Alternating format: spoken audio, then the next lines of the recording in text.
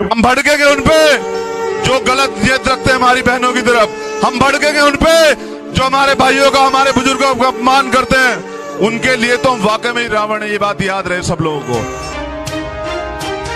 खेसारी लाल के बेटी का फोटो लगाकर गाना गाने वाले पंकज सिंह पड़ सकते हैं बड़ी मुश्किल में। जिस तरह भोजपुरी जगत में जात पात को लेकर विवाद बढ़ रहा है, इसमें भीम आर्मी हस्तक्षेप करती है तो पंकज सिंह को बड़ी मुश्किलों का सामना करना पड़ सकता है।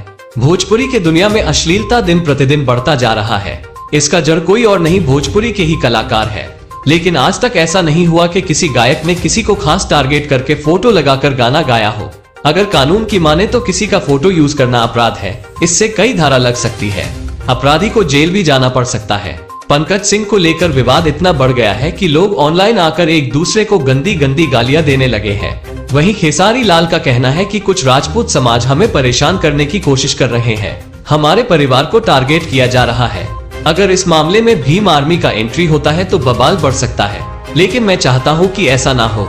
हर कलाकार किसी को नीचा ना दिखाकर अपने दम पर आगे बढ़े और भोजपुरी फिल्म इंडस्ट्रीज को साफ सुथरे तरीके से आगे बढ़ाए और उच्च लेवल पर ले जाने की सभी कलाकार कोशिश करें और भोजपुरी भाषा का नाम रोशन करते हुए अपना भी नाम रोशन करें।